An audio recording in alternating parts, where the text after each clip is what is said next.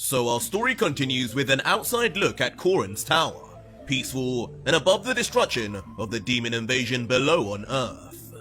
Eventually, we would see our son Goku conversing with the elderly cat and a bag clenched within his hand. As with a beaming smile, seeing his old friend after so long, Goku would say, "Thanks so much, Korin. I knew I could always rely on you.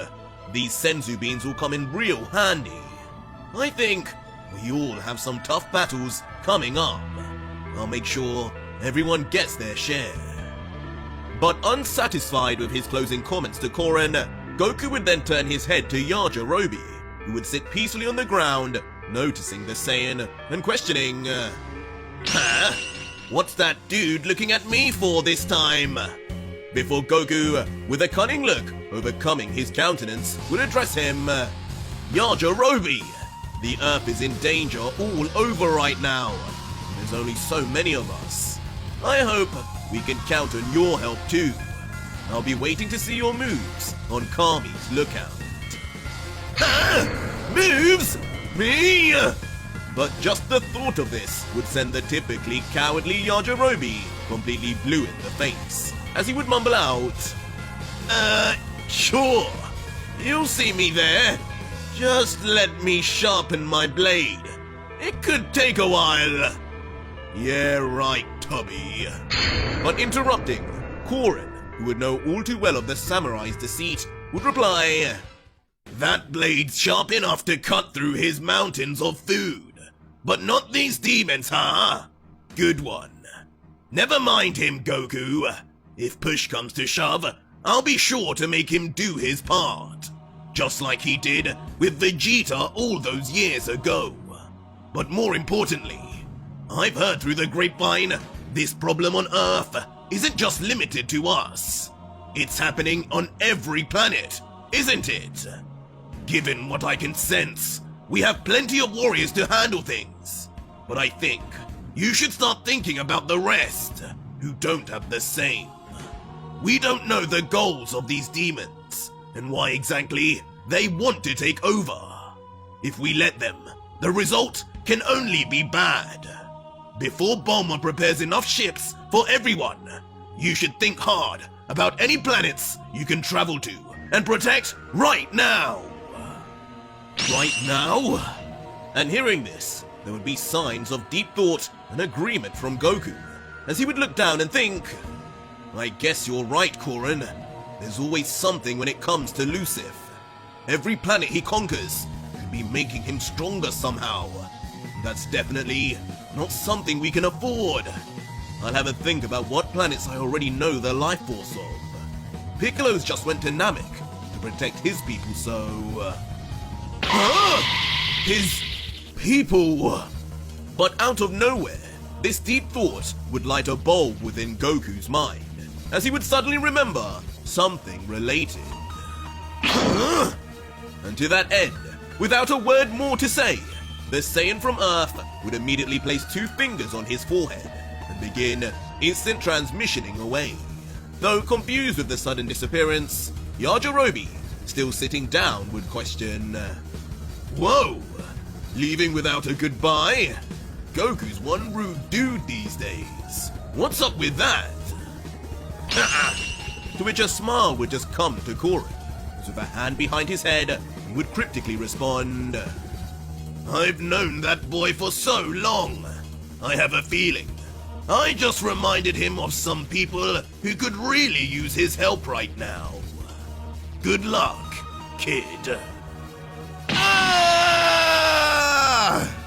But in an instant, our scene would then change to one far less peaceful than before, as on a yellow-shaded planet that could only be Bumper, Chilai and Limo would be seen in a less than favorable situation, screaming and running for their lives as a horde of giant demons chase after them, with Limo looking back and yelling, "Come on, Chilai! You're falling behind! Run faster!"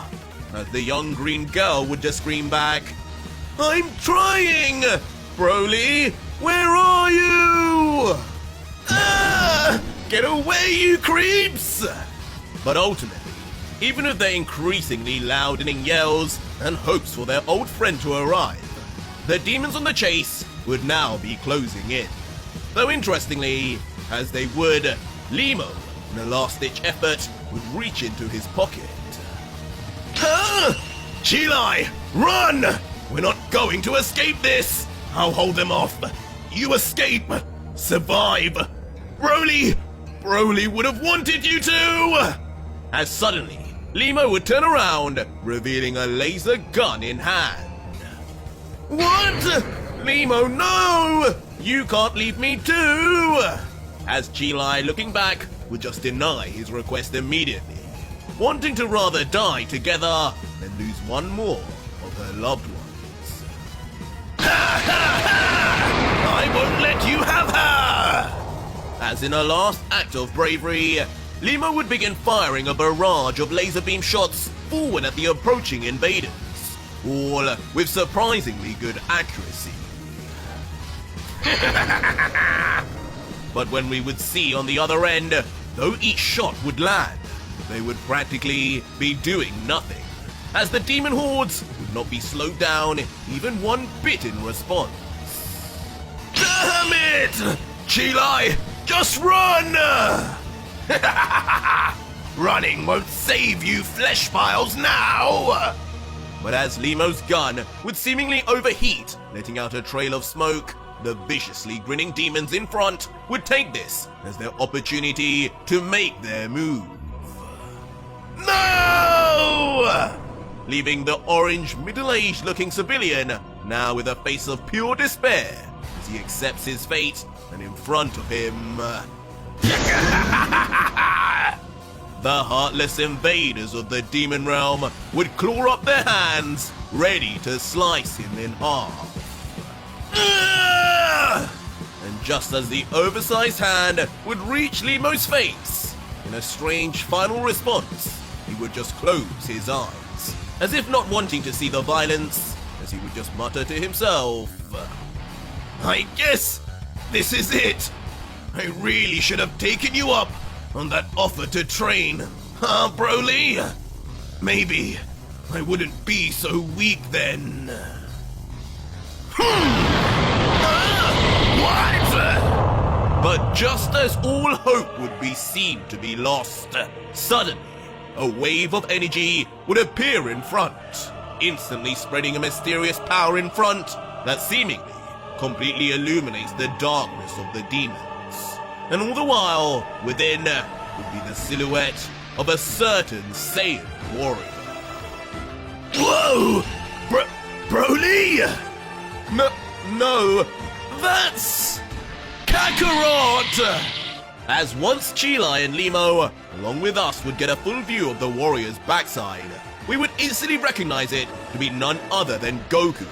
And in front of him now, just the ashy remains of demons were erased merely in just his presence alone. And turning his head to the side, revealing a Seraphim eye activated in fact, suggesting the demons were smited, Goku would address the duo saying, Glad you remembered my name. I'm no Broly, but you can consider this me protecting you on his behalf. I know he would be here if he could. Before turning back forward with a stern look and continuing, I'm sure you guys have questions, and it's a long story. Broly is safe. For now, you guys just go hide. I'll come get you and explain everything when I'm finished here. Don't worry, it shouldn't take too long. As far in the distance, in front of Goku, what he would be staring at so intensely would soon become clear, as two pairs of feet would then be seen on a cliff's edge. Something fun just arrived, Gom. As revealed, would be two more demonic entities, but ones that yet again bear no similarities to the rest of the demons scurrying around the planet. Clad in white armor, with white hair and red skin, they stand with authority and complete underestimation of any life forms on the planet of Vampa. And soon enough, the shorter of the two would let out. Who would have thought? Just as we were losing hope of anything else worth devouring on this pitiful planet, one more emerges. For a while there, I thought all we could offer Lord Lucifer was those strange green furry creatures. This one looks like a decent addition. To which the older, far larger demon would reply, I wouldn't be so sure. From what I'm sensing, this one isn't much stronger than the other two. We may need to move to another planet soon to fulfill Lucifer's quota. I wouldn't be so sure about that, you know. I have a feeling I'm just what Lucifer would be looking for.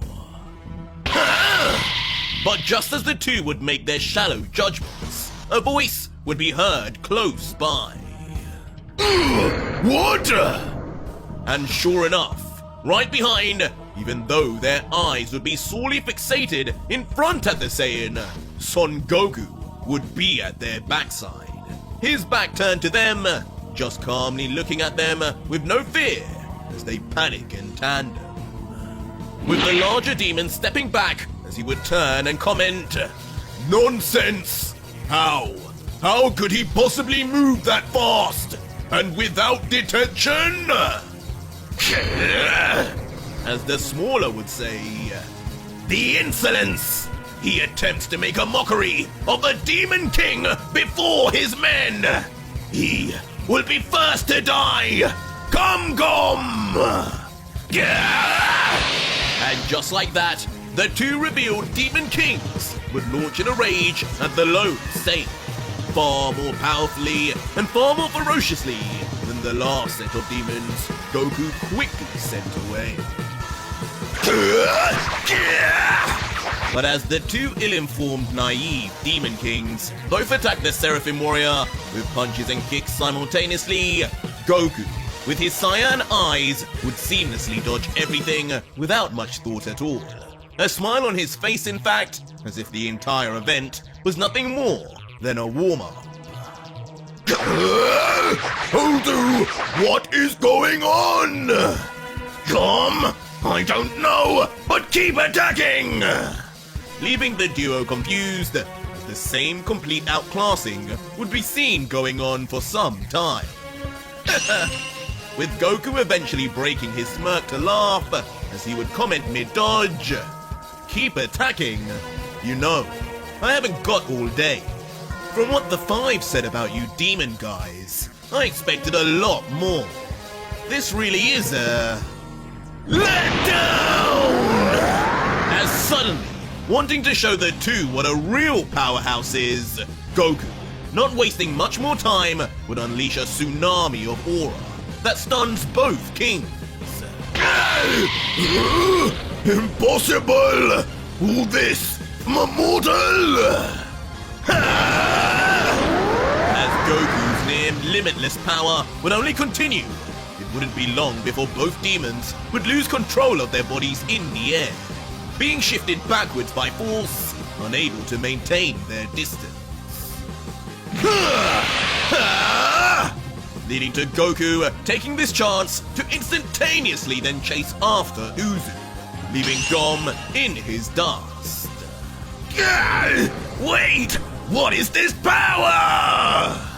As the smaller Demon King, still traveling backwards at insane speeds, would soon be left petrified as he notices the piercing cyan eyes he's come to fear now approach at even faster speeds. This is the power of all the innocents you treat like trash! I won't let you harm anyone anymore! With that one strike alone, it would seem the Demon King's soul itself would be knocked out of him, as his lifeless body would then swing further away while Goku would spin and land on the ground. Looking up with an almost sadistic look, staring straight into the eyes of the remaining Demon King and saying, How does it feel, Gom? How does it feel when the strong pick on the weak? Stay away from me! Leaving the previously deep-voiced macho demon to now cowardly scream for his very survival. But ultimately, in the end, it would matter not, as Goku would round up the two and slam them both into the ground for a shallow grave. As now left bleeding, near lifeless, only groans of agony and their life force quickly fading would be heard from their thoroughly beaten corpses. But interestingly, as the Demon Kings would fall all over the rest of the planet, the remaining lower demon invaders would all fall to the ground too.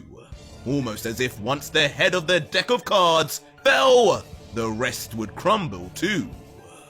And it would seem Goku too would sense this, as he would then power down, placing his foot for good measure on the chest of Gom, and think to himself, the invasion, it's over. As soon as you beat the guys at the top, it all ends. It's got to be the same for Earth too. I need to tell the guys. Before he would then look down at the two kings' bodies and continue. It's a shame. There's a whole realm with guys with your power, and you use it for evil. Why couldn't we just exist together?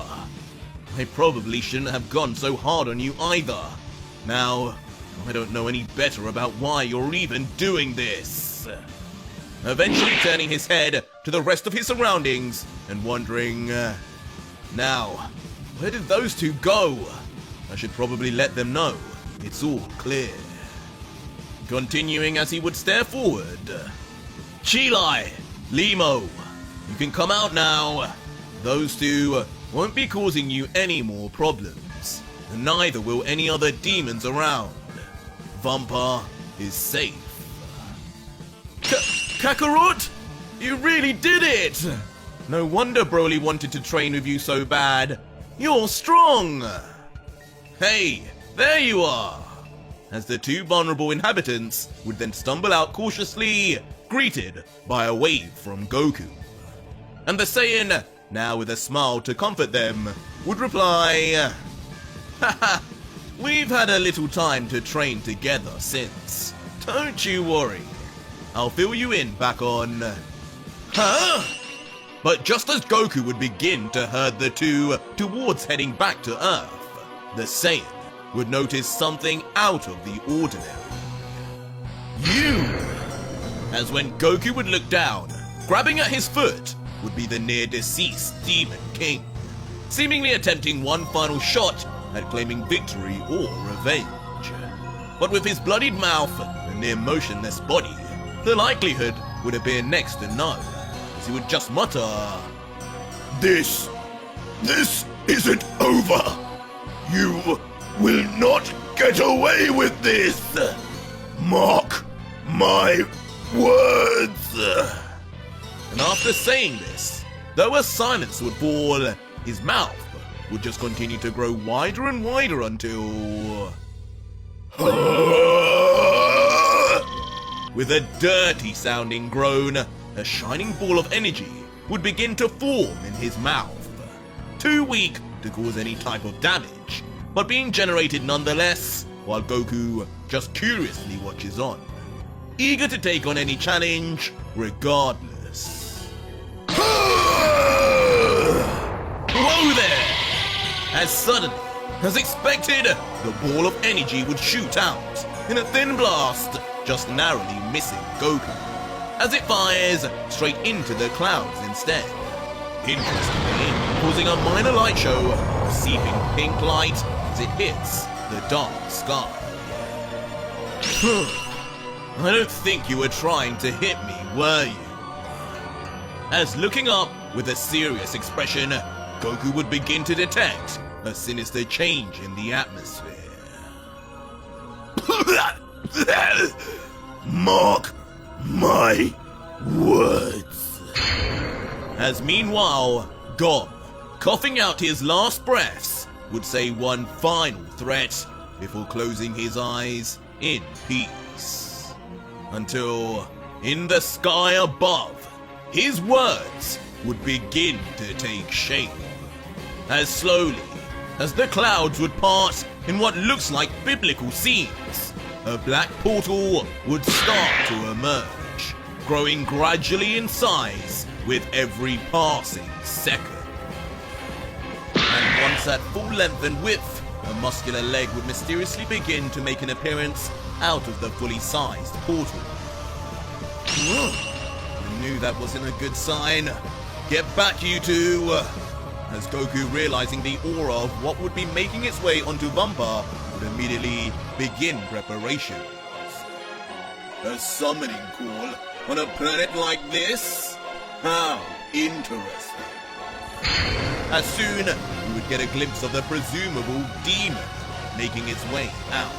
One, yet again, bearing no resemblance to those that came before, apart from a now signature demonic grin.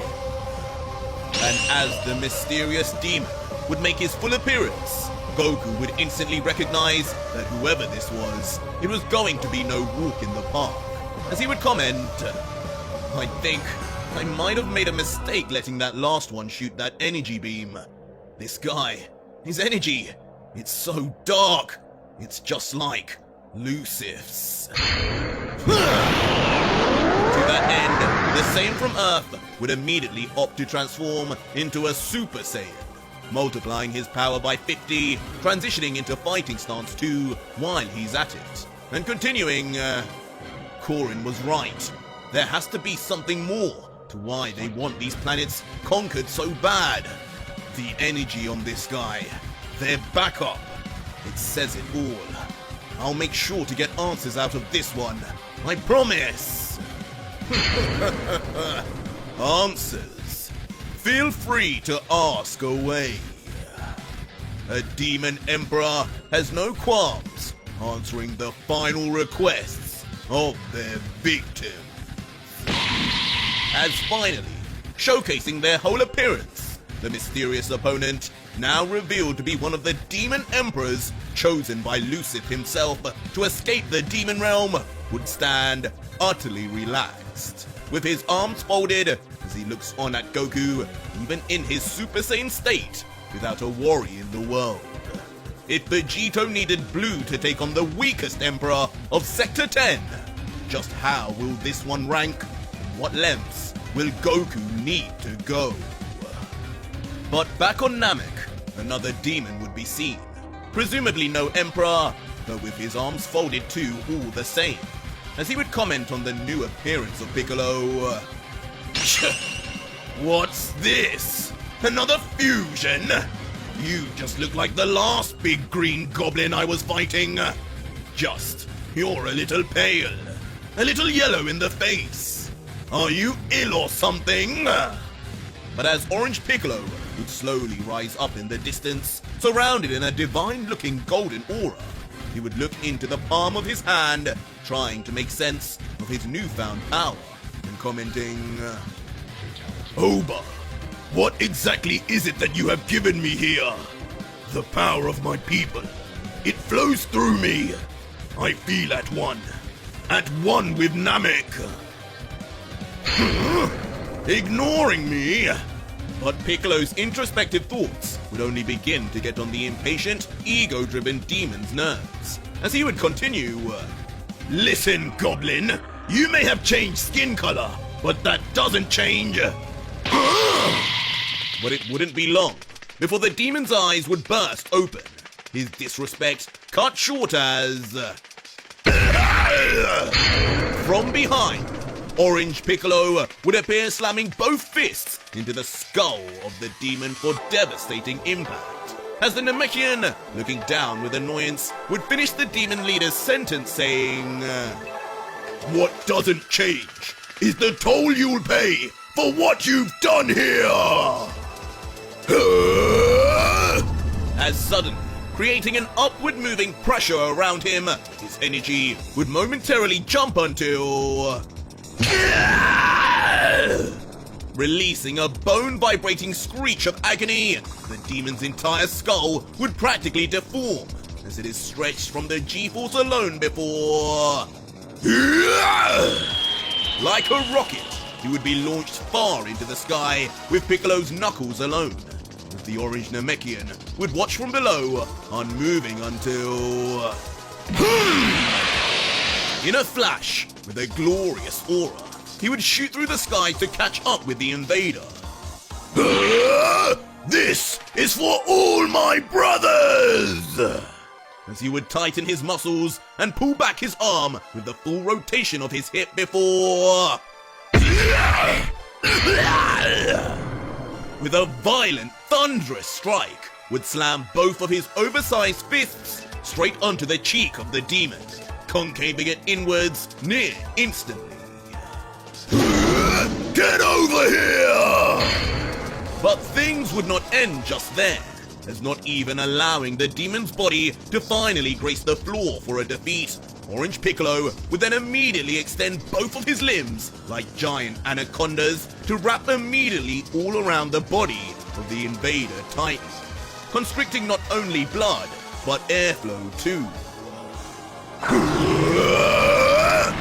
But not satisfied by denying the demon his literal lifeblood within his gigantic jaws, an orange beam of powerful energy would form until... Blasting at full force his energy beam right towards his own limbs, but most importantly, the trapped in place demon leader. Ultimately resulting in a deadly explosion of black and dark orange smoke, as Piccolo's beam makes direct impact, while at the same time perfectly removing his outstretched arms just in time. In its wake, only a thick cloud of debris and ash would be seen where the demon once was.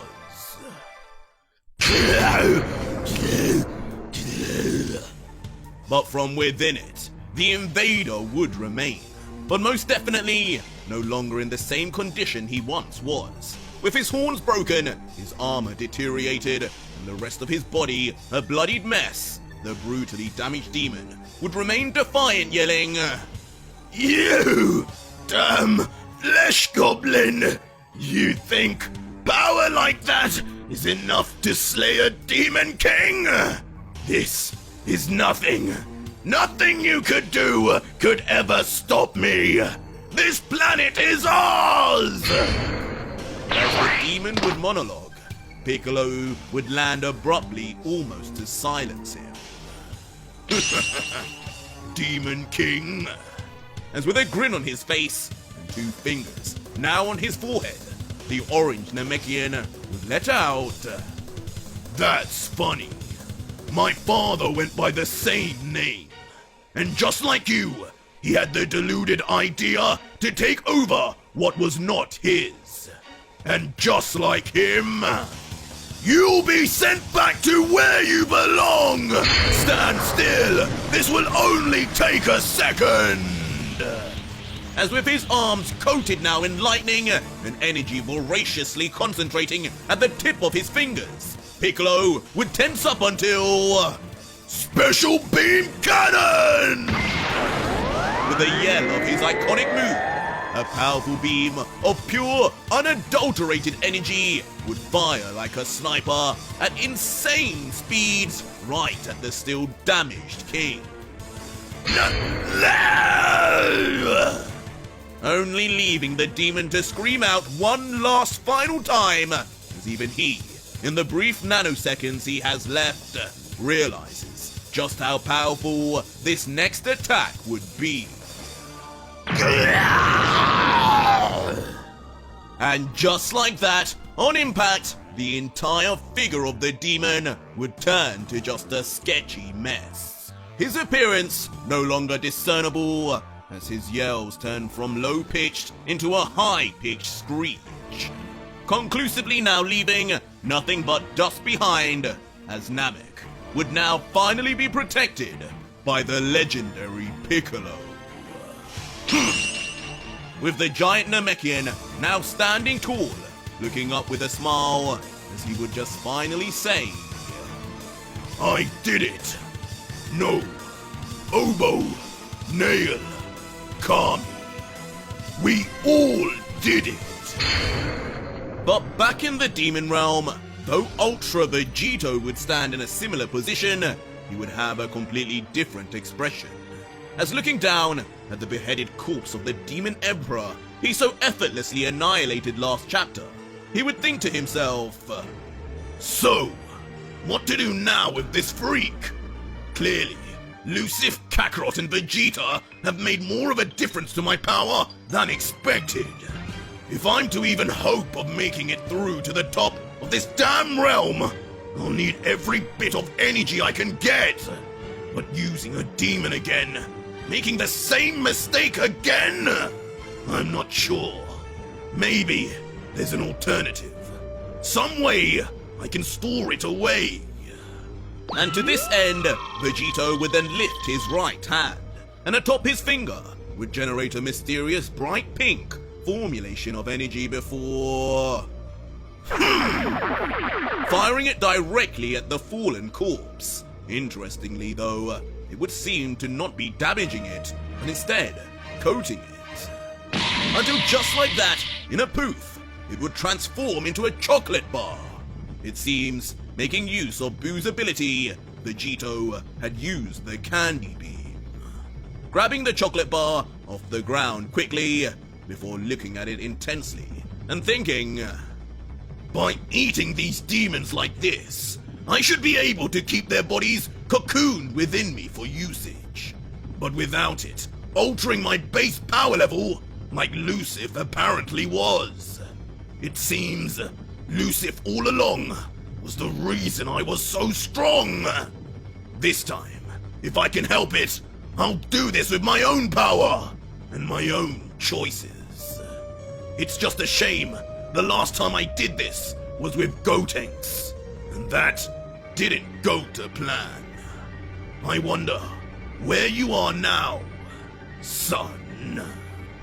As Vegito would of course then reminisce over the future Gotenks he once fought, turned into chocolate, only for Madara to then destroy him abruptly with a simple step of his foot. Either way though, with his Saiyan appetite intact, it wouldn't be long before Vegito would chuck the chocolate bar into his mouth to swallow in one bite, enjoying the surprisingly good taste before the effects of eating a demonic chocolate bar of that level of energy would soon begin to be noticed. The ultimate aftertaste. Instantly causing the Saiyan's teeth to now bare and sharpen as his body begins to flex and produce vascularity. Soon followed by the emergence of blood-red lightning all over, not unlike what he experienced with Lucif until... With a roar of pure primal rage, aura would flow from all directions of Vegito, destroying everything in its path, his whole consciousness removed by the sudden influx of evil into his body, as his eyes would disappear entirely, leaving only a glowing red shine in its place. A new demon emperor of the demon realm had been born, and his name was Vegito. But as Vegito would power up, our view would zoom out, becoming further and further away, till it would eventually be clear Vegito, or at least a view of him, would appear within a crystal ball, perched on top of what could only be described as crow's feet. Next to it, a pair of dark legs, appearing to sit on what looks like a throne. How interesting. And revealed in the dark silhouette, a regal creature, most likely demonic, would be seen watching on with a smirk, his eyes mysteriously green. As not looking away for a second, his words would be... Well, it's about time. but looks like we finally have a new serious contender for my throne. This is step 1. I look forward to see how you progress. Vessel.